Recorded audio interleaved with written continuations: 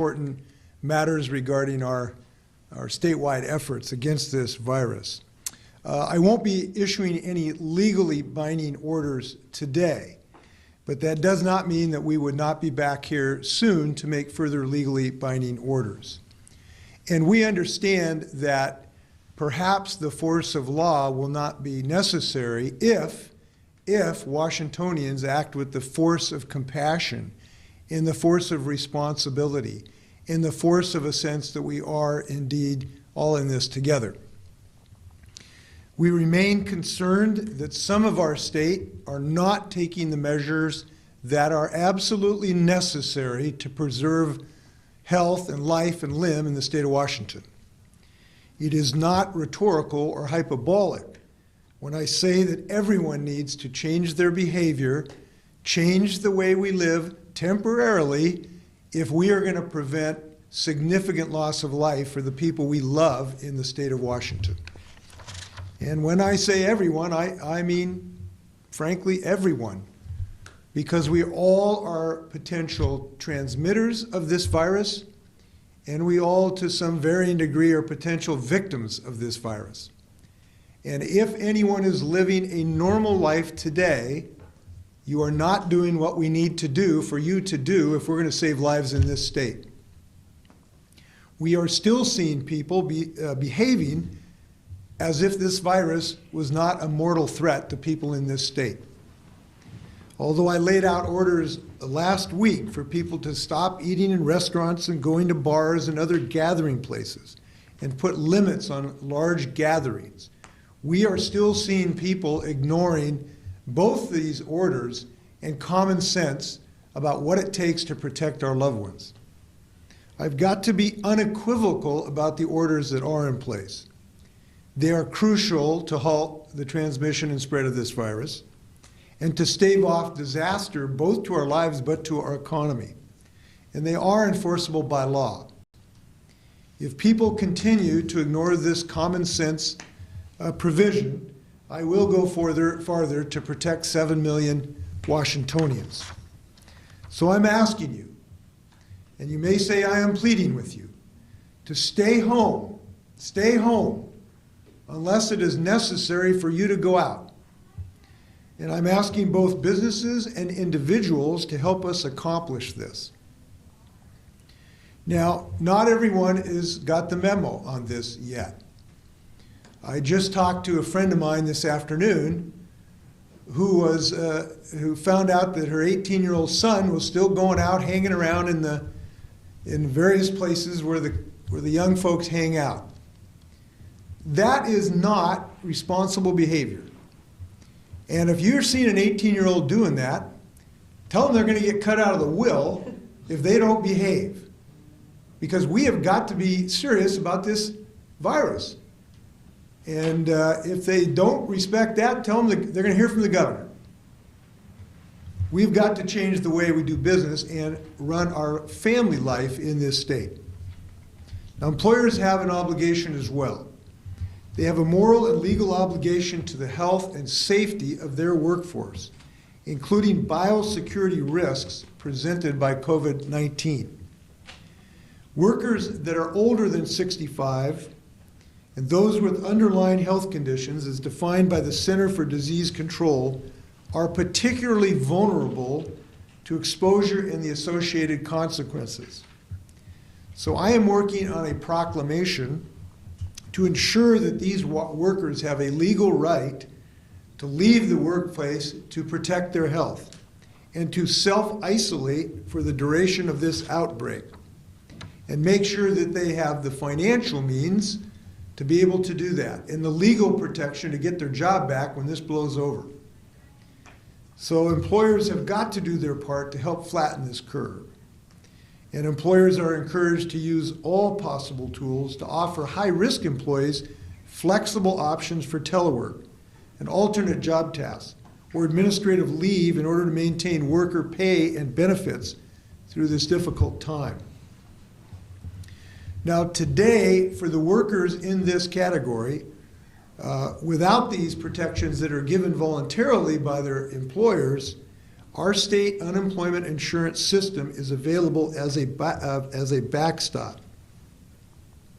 And we're working hard on establishing the guidance necessary to protect workers and support businesses in this regard. If you are in one of these vulnerable groups, I want to see to it that you have the right to stay home to protect yourself. And I urge you to do so. Look, if you're over 65 or have some underlying health condition, unless you are in some essential position, and there are some that are necessary to the well-being of your community, physicians, those to keeping the food system going, look, if that is not necessary, you ought to be home. And we want to protect you when you are there. So at the moment, we're trying to determine whether I can accomplish that by executive order or whether there is further legislative action. But we intend to get this job done. But we really can't wait for that. Employers need to make accommodation right now. And we're committed to doing this because we want to ensure the health and the economic stability for high-risk populations so that they can self-isolate. We ask employers to make appropriate accommodations for their employees' social distancing for all the employees, if in fact they're on site. We can't have too many people in the room. We have to have cleaning and sanitizing in all places. So regardless of your industry, whether it's industrial or warehouse, in an office or a retail store, you have a moral and legal obligation to make this work for your employees. You've got to practice social distancing in the workplace, and you've got to ensure the biosecurity of your employees. Now, we need to be protective of these people in our personal lives as well. I'm asking every Washingtonian who has someone older in their family to call them tonight and tell them you really can't go out anymore except for essential purposes, like getting food or the pharmacy. Sure, it's okay to go out for a walk outside as long as you stay more than 6 feet away from other people. But it is too dangerous, particularly if you're of this age group, to be going to dinner parties, to be going to coffee clashes and sewing needle get-togethers. That's just too dangerous right now. And it's too dangerous, frankly, for your grandkids and your family necessary to be close to you. So it may be a while we're back to normal, but we can help everybody in this community get back to that position. Now, this is important as well. While it is important that we minimize our physical connectivity, it is a moment to maximize our emotional connectivity. We know that the stress of isolation for all of us, particularly people of age, is really, really troublesome. But we can do something about that. We can call frequently, we can text, we can send letters and flowers, and this is really important too. And I'm asking all Washingtonians to help their loved ones through this time. Now, this isn't just about people of advanced age. This is for everyone. Someone asked the other day, what's the penalty for a young person going out to a restaurant or hanging in a social get-together? And it's true, the penalty is you might kill your grandparent. And that's something we need people to think about right now. Every Washingtonian is a leader in this effort. You know you can be causing harm if we don't act responsibly.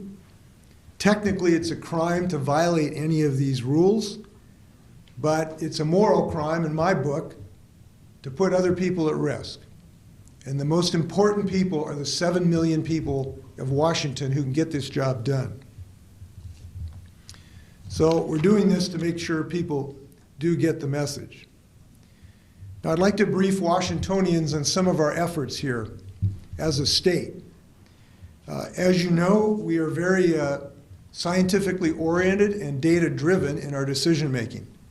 And since day one, we have been very intent on making decisions based on the data and the science. And fortunately, we're very lucky to have some of the best scientists and epidemiologists in the world right in the state of Washington. But I have to tell you this, and I'm going to show you some statistics. We have made some progress. We have made some progress because of some of the things we've done together. To ban large gatherings, to close our schools, to close our restaurants and our bars and our theaters. But we have not done enough. And I want to talk to you about that to show you some of the data that we're looking at on a daily basis. First, I'd like to show you one of the things we have done is look closely at our traffic data from the Department of Transportation. And the reason we have looked at this is that this is a fairly good proxy or representation of how many social interactions people are having by looking at how much they're traveling. And there's some relatively good news there, and there is some very disturbing news there, and I just want to share that with you. This is our Washington State DOT tolled facilities. So this is a chart since March 1 of the traffic in the places where we do toll on our state highways.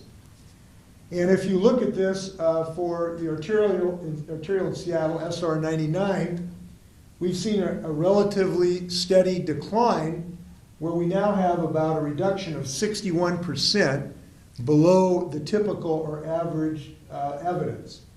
And we need that to continue to go down. We've had some good measurable progress, but we need it to continue to go down.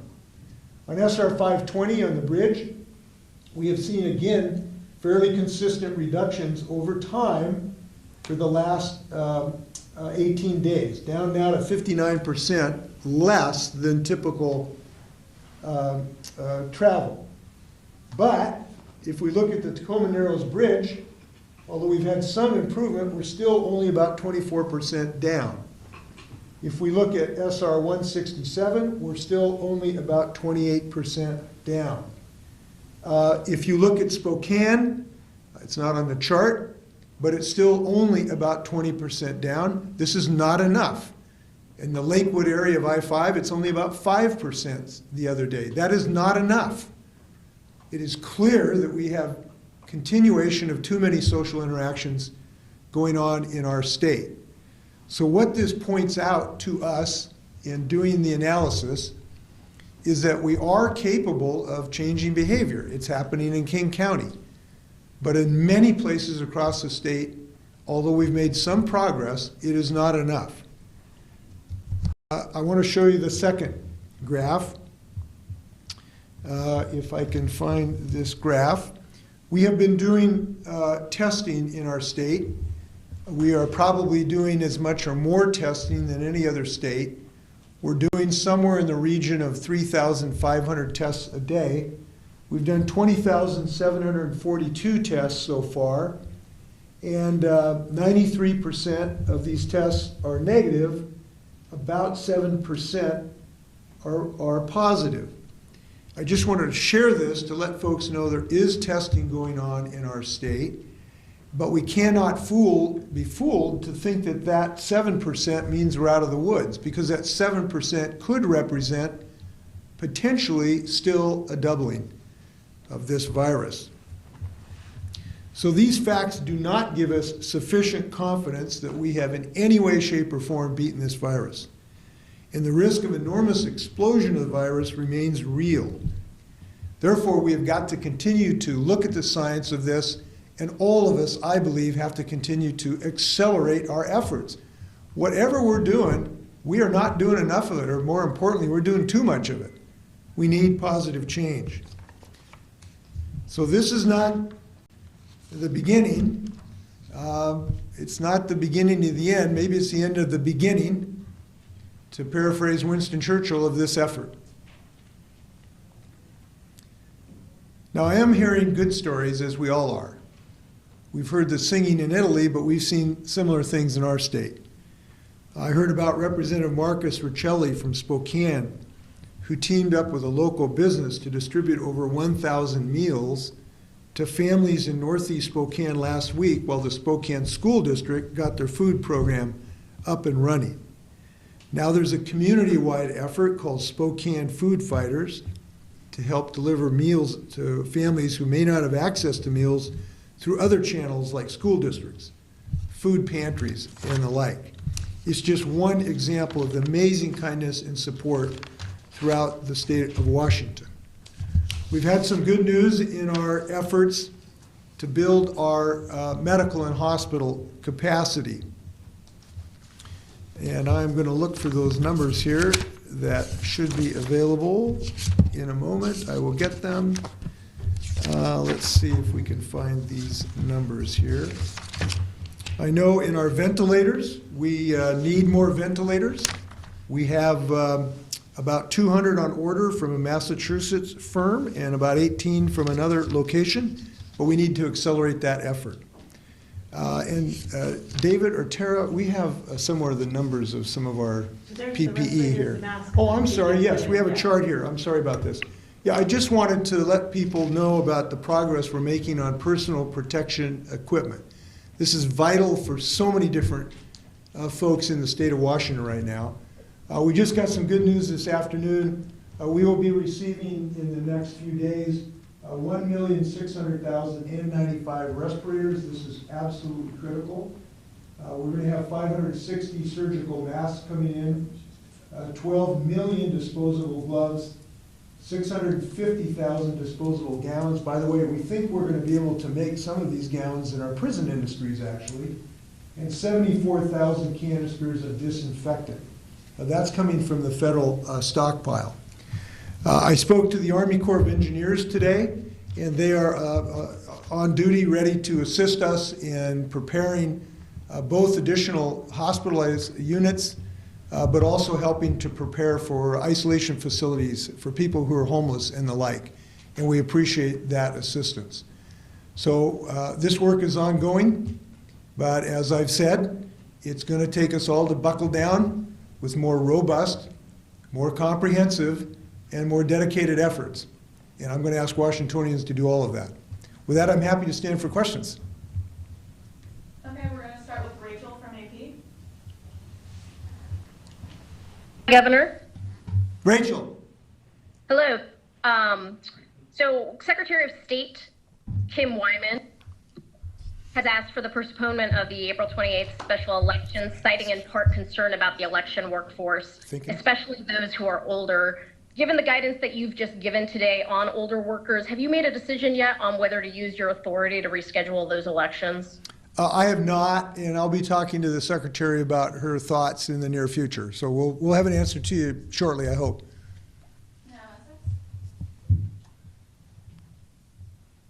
Governor, so far you've not been willing to order a statewide shelter in place, even though New York and California have already ordered such. Mm-hmm. Why are you holding back? What would change your mind? Well, as I've said, we're making a day-to-day assessment of the data that affects Washington State. We actually have accomplished a significant part of what California and New York have done. And if you really drill down to what those orders have been, we actually have done a substantial part of that in closing our schools and in closing our restaurants and our entertainment facilities and our gathering restriction. We've done a lot of what they have done in their orders. But we, as I've said, are looking at this data to figure out the moment where it might make sense to do that. And when we do that, we also have to be surgical in what essential jobs perhaps could continue. Obviously, we need to continue to deliver food to people in the grocery system. And that means we have to have trucks to deliver the food. It means we have our medical health care system that has to continue. We have to have people to make sure the dams work and the electrical system works and the telephone system works. And teasing out what part of that economy, we are starting to look at what that would look like if we had to make that decision. Obviously, there are profound economic consequences to families in the state of Washington if we make a decision of that nature. So we are evaluating whether we think we can achieve the goal of preventing massive loss of life here. And right now, we're doing a lot of positive work. And what I want to reiterate, to avoid something like that, we need powerful volunteers in the state of Washington. We need everybody to volunteer to be part of this Army. And if they do that, we might be able to avoid those further decisions that other states have had to make. And latest on the hospital ship? So we have requested the hospital ship. We've made a powerful argument that unfortunately our state will be the first state that has a health system that is severely challenged. And so it is our position that the best place to do that, to put the ship, is the first place that will have tremendous challenges. We're in good contact with the Department of Defense. There's been good discussions about this. My sense is that this is being looked at very carefully. There are also medical assistance from the U.S. Army that we've not ruled out as well. We've also asked for a 750 bed Army field hospital that could also be a benefit. So one way or another, we would like to have substantial medical assistance. We need that. We need thousands of beds. And we do believe that the Mercy would be best deployed where it is most needed first, and that is Puget Sound. Now, there may come a later date when the wave has hit us and maybe is on the receding end, that it goes back to another place as the wave hits somewhere else. But we're going to be as powerfully forceful on this, and our state delegation on a bipartisan basis has been very active on this. I appreciate their bipartisan efforts. Now we're going to go to Joe with the Seattle Times. Yeah, Governor, the equipment that you just mentioned, like the ventilators, the N95 masks, the gloves and gowns, do you have estimates when they're going to be here in the state? Are we talking 1 day away, 1 week away, 1 month away? So my understanding is it's potentially as early as this weekend, and that's important because hours are important. Look, we've got people all over the state in hospitals and clinics, you know, and emergency workers that really desperately need this. So we're very happy. Just about an hour and a half ago, we got a notice that these are, if not on trucks and trains, on their way. So that's very important. We were told this weekend for that list. Yeah, so this list I just read to you is, we were told, should be here this weekend. I want to reiterate something I have not had a chance to talk to the media about, and that is a really important part of this effort to make sure that we have access to enough of these measures, is that we really do not do further elective surgery or unnecessary medical or even dental procedures, so that we can stockpile that personal protection equipment for when we really, really need it in the upcoming days. So we issued an order on that yesterday. I'm pleased that we have a lot of people pitching in. The Dental Society actually made essentially this decision on their own, which we really appreciate. We just need to not be using this unless it's really necessary right now.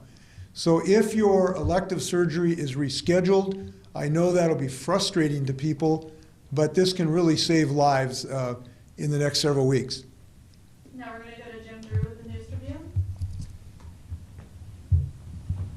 Governor, had a question about just the enforcement piece. Jim, can you speak up, please? Yeah, Governor, I had a question about the enforcement effort. Chief of Staff mentioned an example where someone was waiting for takeout, and they were offered a beer and standing at the bar drinking a beer, which is not acceptable. Are there ways to actually enforce what you've already instituted? And then if there is a stay-at-home order, what would the enforcement piece look like for people who don't understand that they could kill their grandparent? Well, all of these orders, it is a criminal infraction. It could be prosecuted if necessary, but this should not be necessary. Look, people ought to understand they got loved ones, and all of those loved ones are at risk if we don't follow these common sense things. Now, the vast, vast majority of people in Washington are honoring these orders, the vast majority. I think the thing that we're short on is the individual decisions we make in our daily basis that we shouldn't have to send the National Guard out. And that's when people are going out to dinners where you really don't need to go out to big dinners right now. It means, you know, if you're a teenager, not hanging with your friends in close proximity. It means calling your grandparent and say, Grandpa, it's just too dangerous for you to be hanging in close proximity with people right now. So I'm going to call you every day and get you a good book to read, and try to keep you alive. And so that's really the most powerful thing we need here. I've seen it in a lot of places, but as these charts indicated, not enough. So we need to really put pedal to the metal on this effort. Now, Q13. Yeah, I'd love to ask a question because I was the one at Alki Beach yesterday. It was wild. It looked like the summer. And I was talking to those folks, and there's kind of a flippant attitude of this because it doesn't impact you and it hasn't impacted you. It's kind of hard to wrap your head around it. And I hear you saying, you know, everybody needs to step up and do their part, but that's what we've been saying for a long time. And it's difficult too, Governor Inslee, because there's officers driving the strip in Alki, and you know, the folks who are doing the kind of alcohol serving while it's still takeout, and the people who are on the beach. I'm curious for you, I know you said you don't want to have to enforce anything, but do you think it's enough to say, please take us seriously this time, or? Well, as we've indicated, we've had some success. Some of the numbers I've shared with you have indicated that some of this data say we have had some success. This is not all doom and gloom. There's a lot of people staying home, and there's a lot of 18-year-olds who are showing common sense. So it's just we need to continue to ramp up that effort. We need to continue to keep the pressure on. And as I've indicated, if we're not cutting the mustard, there could be further orders coming that do have both stronger scope and more enforcement behind them. But I want to reiterate, we have the ability to influence some of these folks in our individual lives. Those people you see at Alki Beach, most of them have parents and brothers and sisters. And those folks got to hear from their parents. And social pressure is something that can work. And I'm asking people to exercise that. You know, your kid may need an attitude adjustment. And that's what we really need right now. So I'm hopeful that we continue in this effort, and I hope that it'll be more successful. Time for a few more questions. Now we'll go to Hannah Scott with Cairo Radio. Hi, Hannah Scott with Cairo Radio. Governor, are you doing everything you can to stop or slow the spread of the coronavirus in Washington state today? If so, please explain how. Well, we are doing everything that is good for the health and safety of the people in the state of Washington. As I've indicated, we were one of the first to legally ban large gatherings, and we have now decreased the size of that. We were one of the first to close our schools, which was a very difficult decision, I can tell you. We are one of the first to have closed all of our entertainment and social networks. We're one of the first to have some degree of significant testing here in the state of Washington, although there's much more to do. We are providing good unemployment compensation, including making sure people can get it as soon as possible. Now, I know we have some delivery issues. People are very frustrated about this, but we removed the legal 1 week requirement to have to wait, and now we're bulking up. We're hiring 100 people to try to accelerate getting that money out the door. We have made good decisions, very rapid ones, to get $75 million out the door of the 200 that has been appropriated. We have a vigorous effort to build up our medical capacity, some of which I talked to you about. And I'm exercising every ounce of the bully pulpit authority that I have to try to help us all become unified in this effort. And there may be additional orders that become necessary. Those orders are not slam dunks, because when we do these things, it has an impact on the ability of people to pay the rent and pay the mortgage and buy bread and shoes for their kids. And we got to take that in consideration as well. And so those are all the things we're thinking about. And right now, I think we're making the right decisions for the state of Washington. And we will continue to look at this data every single day. Now we're going to Jim Camden with Spokesman Review. Governor, I'm wondering, what's the most important metric you'll look at that would trigger a more restrictions like a statewide shelter in place? Is it emergency room admissions? Is it more positive tests? Is it more fatalities? What's the trigger mechanism here? Well, this would be kind of easy work as governor if we could give you just one metric to look at, but there's no algebraic or algorithm that can really do this. We have to make a judgment about the right call based on a lot of uncertainty. And all of those things you mentioned go into the mix. We've had an uptick in hospitalizations with people with COVID-like symptoms. That is troublesome. We have had mixed results in our traffic patterns, which have some significant decrease in some places, but very inadequate decrease in other places. We are looking at what we will be able to accomplish in our surge capacity in our hospitals, because it's a race between increasing your surge capacity and the extent of the epidemic. We are continuing very sophisticated modeling, feeding all of this data into models that the epidemiologists can give us. And it'll be a bit time till we have the next model to help us predict these matters. And I just want to tell you the difficulty of this as well is this virus has thrown some curveballs at different times in different places. This is not entirely predictable about how the virus will behave. It appears to behave somewhat differently based on where it is and what population it is working in. So all of those things are important. We're going to continue to make the best judgments we can, and I think you know how seriously I take this. Then we have time for one more question. It'll be Jerry with Ever